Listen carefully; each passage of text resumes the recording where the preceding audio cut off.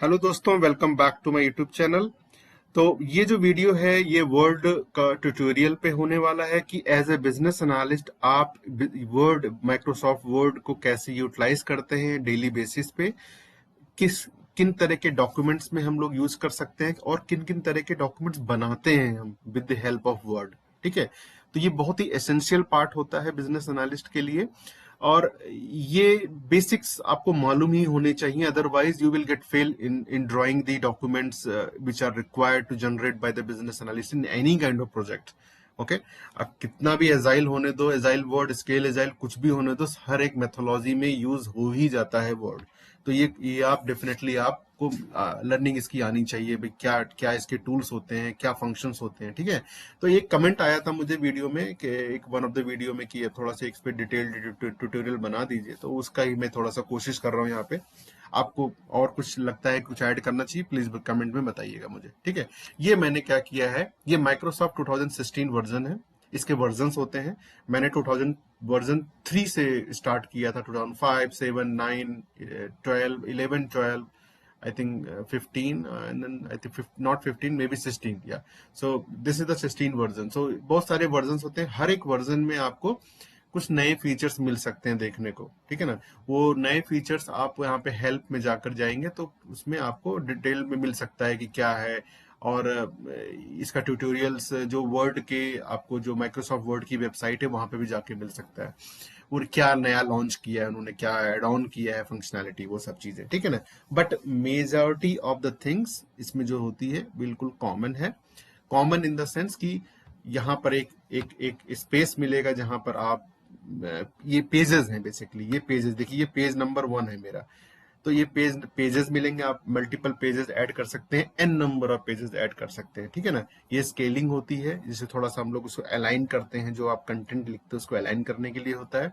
ये left navigation होता है, इसको आप हाइड कर सकते हैं यहाँ से। ठीक है ना, मैं व्यू पे गया, नेविगेशन पैन पे मैंने हाइड कर दिया। ये बहुत ही यूजफुल होता है जब आप कोई डॉक्यूमेंट रिव्यू करते हैं, किसी को देते हो रिव्यू करने के लिए। तो जैसे मैं यहाँ पर ठीक है, मैं आपको आगे बताऊंगा वो कैसे। जैसे आप कमेंट्स या पे हेडिंग्स बहुत सारी हैं, तो जब आप नेविगेशन पैन ऑन कर दोगे तो यहाँ से आप दिख सकता है आपको सारे कौन कौन से नेविगेशन पैन से कौन कौन से हेडर्स हैं, यहाँ पे आपको दिख जाएंगे। मैं होम पे जाता हूँ, यहाँ पर फाइल होता है, फाइल में होता है पुराने वर्ड, कोई भी आपको ओपन करना हो तो आप ओपन करके यहाँ पे कर सकते हैं। इसको सेव करना हो तो सेव कर सकते हैं। सेव एज, ये बहुत अच्छी फंक्शनैलिटी है। आप ऐसे समझिएगा कि जैसे कोई जैसे कि कोई वर्ड फाइल है आपकी जो आपने बनाई है, उसको आपको पीडीएफ फॉर्मेट में शेयर सेव करना हो तो आप उसको सिंपल यहाँ पर जाकर फाइल नेम जो भी आप देना चाहते हो, सेव एज टाइप पीडीएफ, तो आपकी जो फाइल है वो आपकी पीडीएफ फॉर्मेट में सेव हो जाएगी। इससे अच्छी बात क्या है, सही है ना। और पीडीएफ फॉर्मेट में इसलिए जरूरी होता है, कभी कभी हम जब एक्सटर्नल ऑर्गेनाइजेशन को, एक्सटर्नल थर्ड पार्टी को शेयर करते हैं कोई डॉक्यूमेंट, तो उसको हमको वर्ड में ना करके पीडीएफ में करना चाहिए, सो दैट वो अवॉइड कर सको आपकी मैनिपुलेशन, डेटा मैनिपुलेशन का। वो वर्ड पीडीएफ में रहेगा तो उसको एडिट नहीं कर पाएगा। ठीक है ना, इस हिसाब से।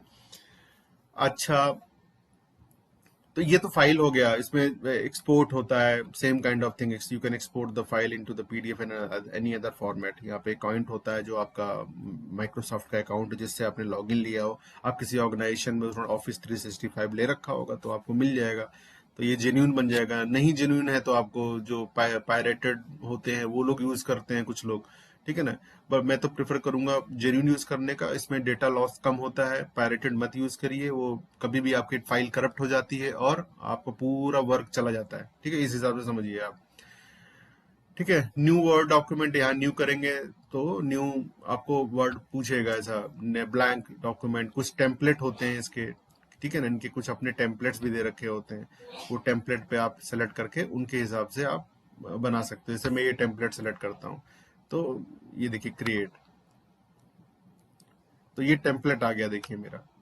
जैसे आप ये, आई थिंक ये रिज्यूम का फॉर्मेट है, बट मैं एग्जांपल बता रहा था आपको। जैसे आपको नहीं समझ में आ रहा है कि हेडर्स कहाँ रखने हैं, कंटेंट कहाँ सेट करना है, तो आप उस टेम्पलेट में जाकर जो आपको समझ में आता है वहां से कर सकते हैं। ठीक है ना, अब मैं जाता हूँ यहाँ पर ब्लैंक ले लेता हूँ, न्यू, और मैं यहाँ ब्लैंक ले लेता हूँ। देखिए मेरा ब्लैंक आ गया। अभी मैं डिसाइड करूंगा मेरा कंटेंट कैसा होना चाहिए, किस अलाइनमेंट में होना चाहिए, क्या होना। तो फाइल सेक्शन में आपने देख लिया, मैं होम सेक्शन पे आता है। होम, ये सारे हमारे टूल बार्स होते हैं, इसको हम लोग टूल बार बोलते हैं, ठीक है। तो ये होम सेक्शन में आप देख रहे हो, उसमें कॉपी पेस्ट का ऑप्शन है, फॉर्मेट का है। फॉर्मेट में बताऊंगा कैसे यूज होता है। जैसे आपने कोई चीज लिखी है यहाँ पे, अमन वर्मा, ठीक है ना। अब अमन वर्मा का मैंने क्या किया यहाँ पे, इसको मैंने ग्रीन कर दिया, बोल्ड कर दिया, अंडरलाइन कर दिया, फॉन्ट बढ़ा दिया। अब मैं जब कुछ दूसरा लिख रहा हूँ, इसको मैं नॉर्मल कर देता हूँ। अगर मैं कुछ और लिख रहा हूँ, सोचिए कि जैसे वर्ड वर्ड ट्यूटोरियल।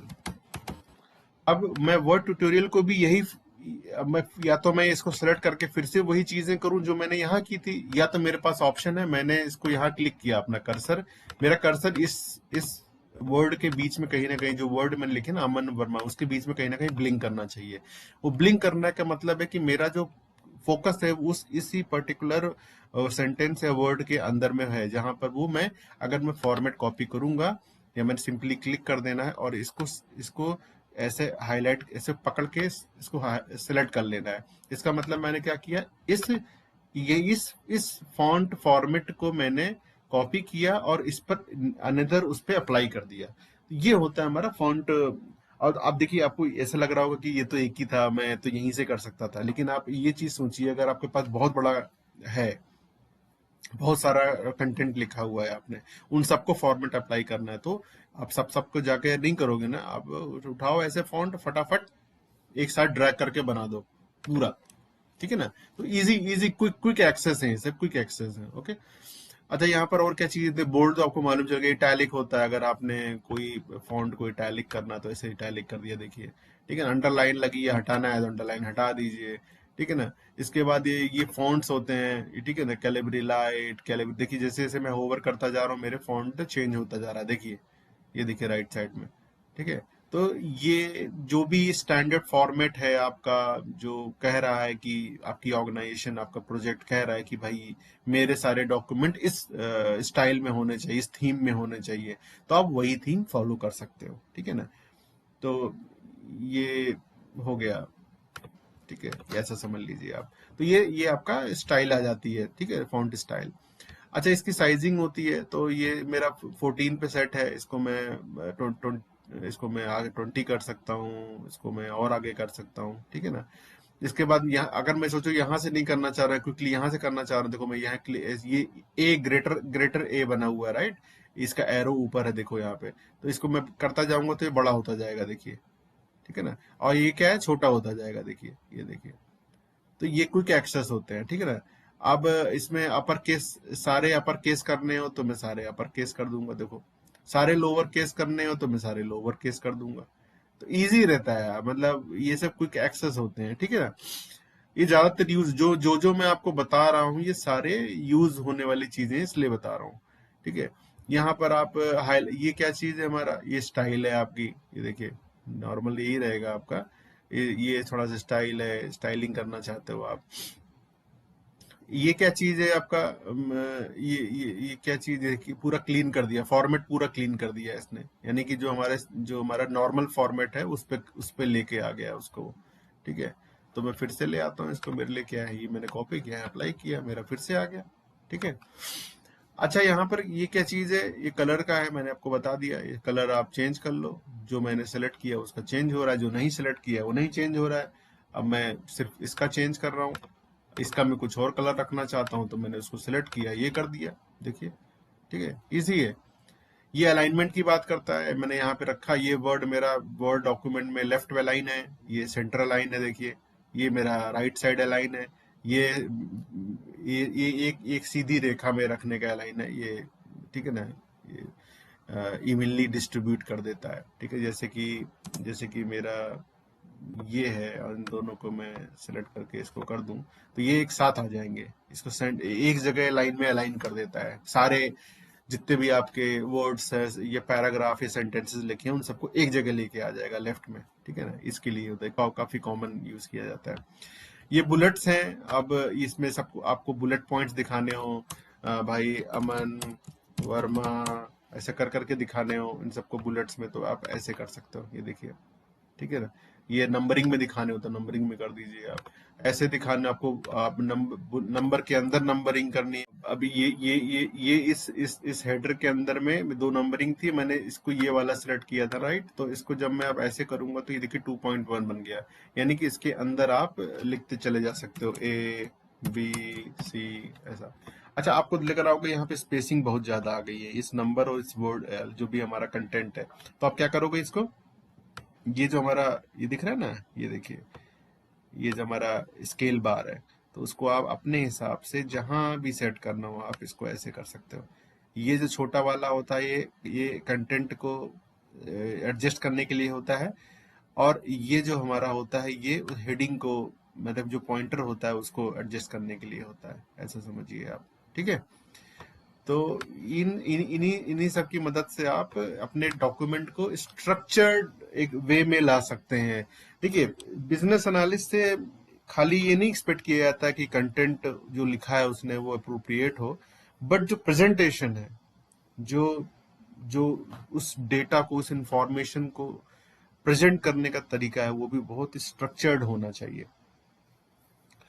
तो ऐसा ही है, ठीक है ना। और यहाँ पर देखिए आप, ये क्या चीज है। अच्छा, अभी सोचिए मुझे इसको और राइट साइड मूव करना हो, तो मैं इसको क्लिक करके नीचे देखिए, देखिए कैसे बढ़ता जा रहा है मेरा नंबरिंग। ये क्विक एक्सेस है, ये सारे क्विक एक्सेस हैं। आपको लगता है कि आपका कंटेंट थोड़ा सा और माइन्यूट लेवल में और बहुत सारी इंफॉर्मेशन ऐड करनी है आपको, एक वन वन ग्रुपिंग, ये काइंड ऑफ ग्रुपिंग है, तो आप इसको यूज कर सकते हो। ठीक है ना। अच्छा, इसको मैंने फॉर्मेट चेंज हो गया तो मैं इसे फिर से जाके करेक्ट कर लूंगा, देखिए फिर से आ गया मेरा। ठीक है। ये कुछ, जैसे कुछ बॉक्स है यहाँ पर, या ये कुछ इंफॉर्मेशन, जैसे एग्जांपल बताता हूँ। आपने कुछ इंसर्ट करना है, कुछ शेप, उस शेप में कुछ लिखना है आपको ऐसे। तो मैंने यहाँ पे, सोचिए ये मैंने बॉक्स ऐड किया, राइट। अब इसका कलर चेंज करना है मुझे बॉक्स का, सॉरी। तो यहाँ पर मैं जाकर चेंज कर सकता हूँ, डबल क्लिक मारूंगा तो जो भी आपको कलर चाहिए देखिए यहाँ पे आप सेलेक्ट कर सकते हो। ठीक है। और इसके अंदर आपको कुछ इंसर्ट करना है, आपको कुछ डेटा इंसर्ट करना हो आपको, तो आप इंसर्ट पे जाकर, ये टेक्स्ट बॉक्स है, सिंपल टेक्स्ट बॉक्स, आप यहाँ पर ऐड कर सकते हैं अपना। ठीक है ना, ऐसे ऐसे शेप आउटलाइन निकाल दो, और शेप इसको भी आपको जैसे कि सेम कलर में डालना हो तो आप सेम कलर में रख सकते हो, नहीं तो फॉर्मेट तो है ही आपका जिंदाबाद, फॉर्मेट मार दिया। ठीक है ना। शेप आउटलाइन आपको दिखानी है तो शेप आउटलाइन हटा सकते हो आप यहाँ से, शेप आउटलाइन का डबल क्लिक मारिए और यहाँ से आप शेप आउटलाइन को आप नो आउटलाइन कर दीजिए, देखिए ऐसे हो गया। ठीक है। तो ये बहुत सारे टूल्स हैं इसमें। और हाँ, ये जो होती हैं आपकी हेडर्स होती हैं, जैसे कि ये हेडिंग 1 है, हेडिंग 2 है, हेडिंग 3, जैसे आपका टाइटल है। अब मैं दिखाता हूँ आपको, एक एग्जांपल दिखाता हूँ। जैसे मैं बोलता हूँ बिजनेस एनालिस्ट का ये मेरा ट्यूटोरियल वीडियो, टाइटल बना दिया। टाइटल का अपने कि वर्ड ने स्पेसिफाई कर रखा अपना फॉर्मेट। अब आप इसको बीच में करके अंडरलाइन कर दीजिए, बोल्ड कर दीजिए और थोड़ा बड़ा कर दीजिए, अच्छा दिखेगा। ठीक है ना। अब आपको हेडिंग 1 बनानी, हेडिंग 1 आपने यहाँ सेलेक्ट कर लिया, यहाँ से ये सेलेक्ट कर लिया, हेडिंग 1 आपने डाली इंट्रो। ठीक है ना। हेडिंग 2, हेडिंग 1 और एक हेडिंग डाली है आपने, क्या है, बेसिक्स। ठीक है ना।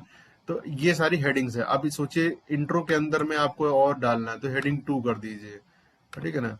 और इसको मूव कर दीजिए, देखिए 1.1 क्या आ गया मेरा, ए। और बी, अब बी को क्या करना है आपको, कॉपी कर लो फॉर्मेट और यहाँ डाल दो, तो ये मेरा 1.2 बन गया।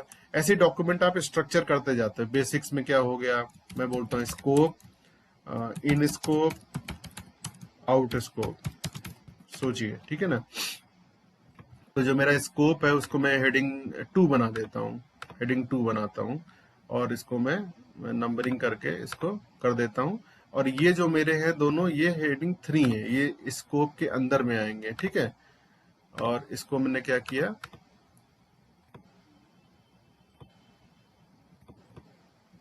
इसको मैंने ऐसे किया और इनको मूव कर दिया। देखिए, तो basic is a main heading, scope इसके अंदर में आएगा, और 2.1.1 क्या कह रहा है, इन स्कोप 2.1.2। अब जो ये देखो कि जैसे जैसे मेरा स्ट्रक्चर यहाँ बनता जा रहा है, मेरे को लेफ्ट मेनू भी दिखता जा रहा है, देखिए, ठीक है ना। यही मैं बताना चाह रहा था आपको, रेफरेंस का जो ये जो व्यू होता है ना, ये जो नेविगेशन पेन होता है, ये हमारा नेविगेशन पेन हमारा दिखा देता है। तो आप सोचिए क्विकली, बहुत बड़ा डॉक्यूमेंट है, बहुत बड़ा यहाँ पे लिस्ट है, तो आपको क्विकली यहाँ से, रेदर देन स्क्रोलिंग ये राइट वाला स्क्रॉल बार, आप यहाँ से आप क्विकली जा सकते हैं उस कंटेंट पे, ऐसा, इसलिए इजी होता है रिव्यू के लिए, ठीक है ना।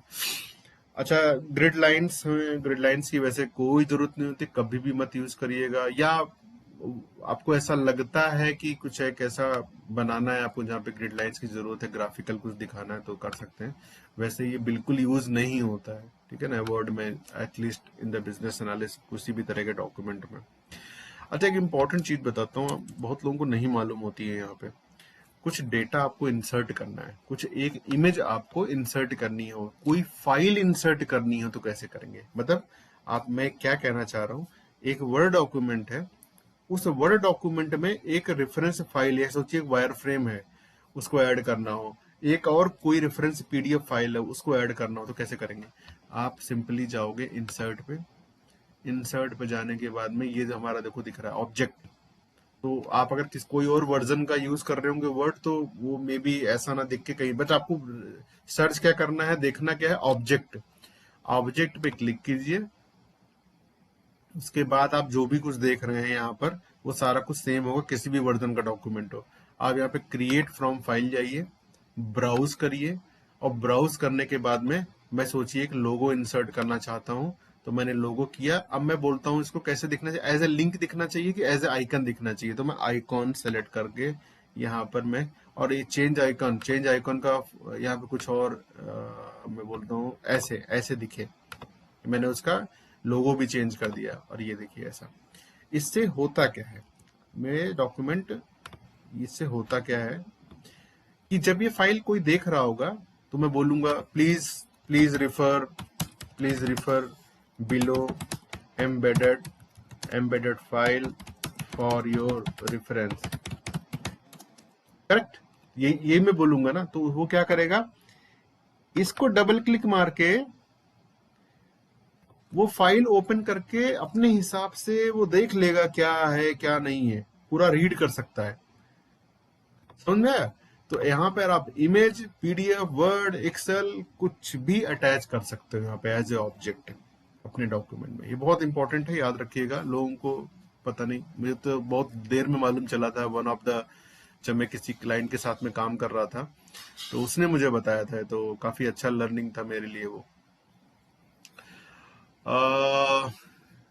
इंसर्ट में टेबुलर फॉर्मेट होता है, आपको कुछ टेबुलर फॉर्मेट ऐड करना है डेटा, तो यहाँ पर जाइए, और आपको जितने कॉलम या जितना भी आपको कैसा भी टेबल चाहिए, राइट, उस हिसाब से आप ऐड कर सकते हो।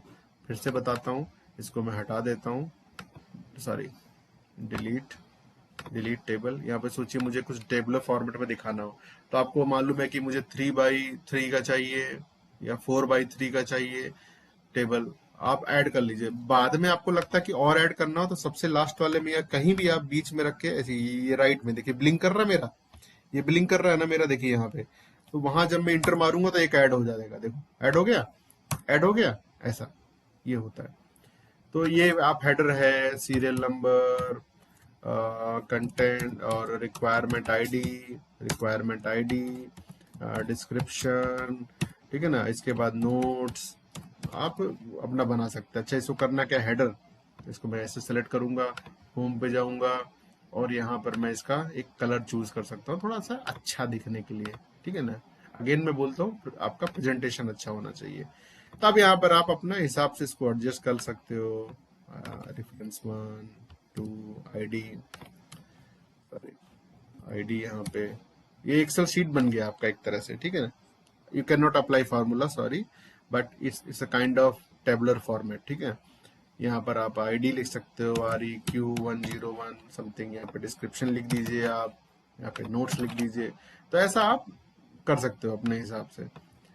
तो ये टेबुलर फॉर्मेट भी का भी एक काफी अच्छा यूज होता है किसी भी वर्ड डॉक्यूमेंट में, एफआरएस एसआरएस में आप यूज करते हो। मैं जितना भी बता रहा हूँ ये सारे बिजनेस एनालिसिस के रिलेटेड आप यूज कर सकते हो। तो इंसर्ट हो गया, इसमें काफी कुछ है। और ऑब्जेक्ट्स मैंने बताया था ना, शेप्स आपको कुछ बनाना हो, कुछ वर्ड में ही आपको कुछ प्रेजेंट करना हो, सोचिए आप कुछ कुछ कुछ डेटा प्रेजेंट करना हो, तो आप यहाँ पर ऐड टेक्स्ट करिए और यहाँ पर आप जैसे बोलता हूँ मैं कि प्रोसेस वन। आपको अगर सोचिए आपके पास में विजियो टूल नहीं है तो आप क्या करोगे, आप ऐसे भी दिखा सकते हो, प्रोसेस वन। इसी को मैं कॉपी करके कंट्रोल सी कंट्रोल वी मारूंगा तो इसको पकड़ के ड्रैग करके नीचे कर लूंगा, तो ये मेरा प्रोसेस टू बन जाएगा। ठीक है ना। एरो लगाना है आपको इन दोनों के बीच में, इन दोनों के बीच में आपको एरो लगाना हो तो कैसे करोगे, ये देखो आ रहा है मेरा लेफ्ट में, देखो ये एरो मैंने यहाँ से लिया और यहाँ पर ऐड कर दिया। इस एरो को मुझे थोड़ा सा बोल्ड करना है तो ये देखिए बोल्ड कर दिया। कलर चेंज करना हो तो कलर चेंज कर दिया। तो आपका आपका पूरा खेल है ये, आप ही खेलो इसे पूरा। ठीक है, ये आपका बेबी बन चुका है अब। ठीक है, आप खेल लो अपने हिसाब से। ये प्रोसेस टू हो गया। ठीक है ना। यहाँ पे कंडीशन बॉक्स लगानी है, इंसर्ट पे जाइए, यहाँ पर condition condition condition condition box अगर आपको ऐसे नहीं मिल रही है तो मैं तो आप जब आप एक्सपर्ट हो जाओगे तो कुछ भी ले ही सकते हो। खैर ना, ये देखिए ये कंडीशन बॉक्स मिल गया, तो कंडीशन बॉक्स मिल गया। ठीक है ना, ट्रू और फॉल्स। जैसे मैं बोलता हूँ कि इसमें जैसे पेमेंट डन और नॉट। ठीक है ना, पेमेंट डन और नॉट, तो उसके लिए क्या करेंगे, ये काफी बड़ा हो गया ना कंटेंट इसका, इसको जाइए छोटा कर दीजिए यहाँ से। ये छोटा कर देंगे तो आपका दिखने लगेगा आपने क्या लिखा है, सब कुछ आपके हाथ में। इसको आप दूसरे तरीके से प्रेजेंट करना चाहते हैं, जैसे मैं इसको कहता हूँ कि थोड़ा सा ऐसा दिखे, सॉरी बॉक्स की बात कर रहा था मैं, तो बॉक्स आपका ऐसा दिखना चाहिए, थोड़ा सा ऐसा, तो ऐसा कर सकते हो आप। तो यहाँ पर एक थर्ड प्रोसेस आ जाएगा। अगर सोचिए पेमेंट हो गया है तो एक दूसरा प्रोसेस चलेगा, पेमेंट नहीं हुआ है तो दूसरा प्रोसेस चलेगा, ऐसा। तो आप वहाँ पे एरो लगाते जाइए लगाते जाइए। ठीक है ना, यहाँ पे एक एरो यहाँ आया था, एक एरो मेरा यहाँ से यहाँ जाएगा, एक एरो मेरा यहाँ से यहाँ जाएगा। ठीक है, तो एक तरीके होते हैं आपके डिफरेंट डिफरेंट। यहाँ पे वर्ड में भी आप बना सकते हैं, मेरा कहने का मतलब ये है। ठीक है ना, इन सब का आपको सेम रखना है तो होम पे जाइए, इसको मैंने सेलेक्ट करके फॉर्मेट कॉपी किया, यहाँ पे अप्लाई कर दिया, यहाँ पे अप्लाई करके फिर मैंने फॉर्मेट कॉपी किया, यहाँ अप्लाई कर दिया, फॉर्मेट कॉपी किया, मैंने यहाँ अप्लाई कर दिया। तो आपको बार बार खोजने का जरूरत नहीं है, ये मैं बोल रहा था। ठीक है, तो ये काफी यूज होता है। आपका जो शेप्स होते हैं, चार्ट, आपको स्मार्ट आर्ट कुछ बनानी है, स्मार्ट आर्ट जैसे कुछ मैं आपको कैसे एग्जांपल बताता हूँ, रुकिए। एक नया पेज पे जाता हूँ मैं, कंट्रोल इंटर मारेंगे तो नए पेज पे आप चले जाओगे। ठीक, और इसको होम पे जाकर लेफ्ट नॉर्मल कर दीजिए और यहाँ इंसर्ट पे जाके स्मार्ट आर्ट। स्मार्ट आर्ट में क्या होता है, जैसे कि मैं लेता हूँ कुछ प्रोसेस दिखाना है आपको, जैसे ये दिखाना, देखिए ये कुछ दिखाना, ये आपके प्रोजेक्ट पे डिपेंड करता है आप बना क्या रहे हो। ठीक है ना, मैंने ये सिलेक्ट कर लिया। अब ये सिलेक्ट कर लिया तो अपने हिसाब से आप क्या प्रेजेंट करना चाहते हो उसके बेस में आता है। कलर चेंज यहाँ से हो जाएगा, ये देखिए मैंने ये कलर ले लिया, आपको कुछ और कलर लेना हो तो ऐसा ले लीजिए, ये देखिए ऐसे आ जाएगा। यहाँ पर आप बोलते हो कि कुछ भी है, प्रोसेस वन उसकी डिटेलिंग। ठीक है ना, प्रोसेस टू उसकी डिटेलिंग। ये सारे तरीके होते हैं स्मार्ट आर्ट जिसे बोलते हैं हम लोग कि अपना अपना जो आप रिक्वायरमेंट है उसको प्रेजेंट करने का तरीका होता है। चार्ट भी आप यूज कर सकते हो, पाई चार्ट, ये चार्ट, वो चार्ट, जो भी है आप जस्ट प्रेजेंटेशन के लिए। ठीक है ना, यहाँ पे आप अपना दिखा सकते हो कि ऑटोमेटिक वो दे देगा क्वेरी आपको। फर्स्ट क्वार्टर में आपको सेल्स करना है, यहाँ सेल्स नहीं, आप बोलते हो कि यहाँ पर मेरे को करेंसी करेंसी दिखानी है, करेंसी कौन कौन सी हमारी यूटिलाइज हुई हमारी सेल्स में, तो यहाँ पे करेंसी की वैल्यू आप दे दो। यहाँ पर मैं बोलता हूँ डॉलर, यहाँ बोलता हूँ INR। ठीक है ना, ये सारा कुछ आपके ऊपर है भैया, आप बनाना क्या चाहते हो, ठीक है ना। बेसिकली इसमें इसमें बहुत कुछ है। वर्ड मतलब ये तो माइक्रोसॉफ्ट ने हमको बना के इसे गिफ्ट दे दिया है, सच्ची बता रहा हूँ। इसमें इतना कुछ है, इतना कुछ है, क्या बताऊं आपको। मतलब पूरा प्रोजेक्ट आप इसी में प्लान करके रन भी कर सकते हो, इतना कुछ है इसमें, ठीक है। इंसर्ट में और ज्यादा कुछ है नहीं जो हम लोग यूज कर सकते हैं, ठीक है ना। लिंक्स वगैरह यहाँ से यूज हो जाती हैं, कोई कोई वेबसाइट का लिंक ऐड करना तो यहाँ से कर सकते हैं। अच्छा, ये हेडर फूटर का थोड़ा सा बता देता हूँ। हेडर फूटर जो हमारा एक काफी अच्छा होता है, जैसे कि आपको हेडर में कुछ लोगो वोगो लगा के रखना किसी कंपनी का, जी या जिस क्लाइंट का आपको प्रोजेक्ट पे काम कर रहे हो ना, उसका कुछ लोगो वोगो लगा के रखना हो, तो आप क्या करोगे, या कुछ लिखना है आपको हर एक पेज पे प्रेजेंट हो एज ए हेडर। जैसे मैं हेडर अमन जैसा मैं रख सकता हूँ। अब ये हेडर हर जगह प्रेजेंट हो मेरा, तो मैंने क्या बोला, ये देखिए हो गया। अब ये मेरे हर एक पेज पे देखिए आ रहा है, हेडर अमन, ठीक। इसी तरह आप बॉटम पे कुछ रखना चाहते हो, ठीक है ना, बॉटम पे कुछ रखना चाहते हो तो बॉटम पे जाइए और यहाँ पर जैसे कि यहाँ पर आप कुछ लिख दो, फूटर, फूटर क्लाइंट नेम, यहाँ पे कुछ भी क्लाइंट नेम है। अब क्या होगा, ये हर जगह आपके देखो हेडर फुटर आपके हर जगह हर एक पेज पे आने लगेगा। ये बेनिफिट होता है, ये भी स्टैंडर्ड बनाता है आपके डॉक्यूमेंट को, ठीक है। ये सारी चीजें आपके डॉक्यूमेंट को स्टैंडर्ड बनाने के लिए यूज होती हैं, ठीक है। और और इसमें क्या चीज होती है, अब जैसे पेज नंबर्स होते हैं, पेज नंबर ऐड करना हो तो मैं कहता हूँ पेज नंबर मेरा कहाँ पे है, दिखे प्लेन नंबर आप दिखे, और टॉप ऑफ द नेम है, बॉटम ऑफ द पेज रखना चाहता हूँ राइट में, तो आपके देखो ऐसे दिखने लगेगा। ये देखो first page, second page, third page, right. तो इससे आपको मालूम चलता है आपका डॉक्यूमेंट कितना बड़ा है और उसमें कितने पेजेस हैं। ये एक स्टैंडर्ड, अगेन सेम थिंग, आपके डॉक्यूमेंट को स्टैंडर्ड बनाने के तरीके होते हैं, ठीक है। और इसमें और भी बहुत सारे डिजाइन्स हैं। अब ये डिजाइन्स क्या है, यही वाली जो वर्ड की थीम्स मैंने आपको शुरू में दिखाई थी, वो थीम्स आप यहाँ से भी सिलेक्ट कर सकते हो, ठीक है। तो आपके जो आप थीम पकड़ लोगे फिर उसी से रिलेटेड स्टैंडर्ड कलर थीम्स आपको अवेलेबल हो जाएंगी।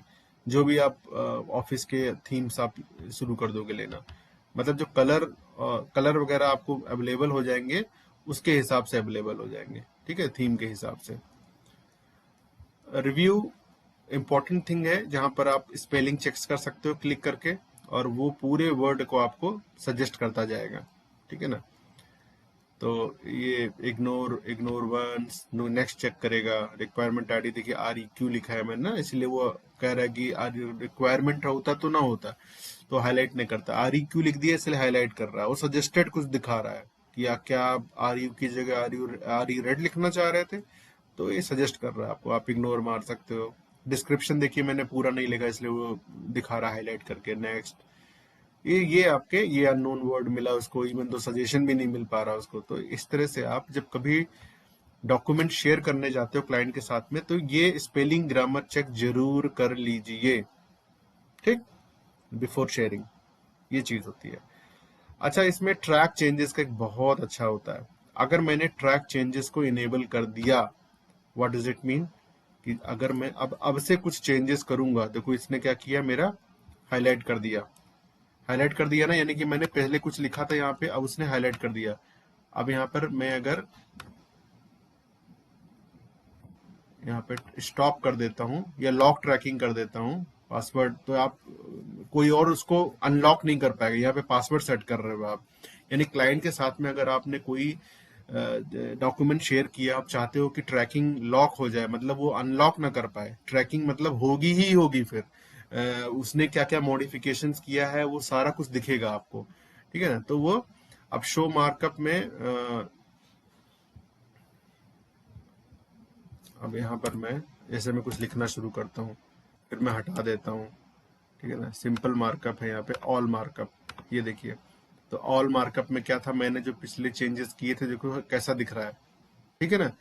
यही होता है इसका तरीका, कि जब आप आप इसको सिंपल मार्कअप पे रखोगे तो नहीं दिखेगा, आपने जो चेंजेस कर दिए। लेकिन अगर आपने अब आप अपने क्लाइंट को दिया इसको काम करने को, उसने कुछ चेंजेस कर दिया, आपको मालूम नहीं चलेगा क्या चेंजेस कर दिया, तो आप उनको फिर कहाँ से देख पाओगे? आप जाओ यहाँ पर, जो आपके डॉक्यूमेंट रिसीव हो क्लाइंट से, तो आप देखना चाहते हो उसने क्या क्या चेंजेस किए, आप यहाँ पर ऑल कर दो। तो उसने क्या किया था, आपके जो लिखा हुआ था उसमें से उसने एम्बेडेड और योर रेफरेंस फाइल को डिलीट कर दिया, वर्ड को। ठीक है, तो ये बहुत ही अच्छा बेनिफिट होता है यहाँ पर। ठीक है ना। अच्छा, इसमें इंसर्ट कमेंट करना, मुझे यहाँ पे इंसर्ट करना है, ये देखो, तो मैंने जहां पर इंसर्ट करना है उसको सेलेक्ट किया और न्यू कमेंट डाल दिया। तो यहाँ पर मेरा देखो कमेंट मैं यहाँ पे डाल सकते हो, व्हाट डज दिस मीन।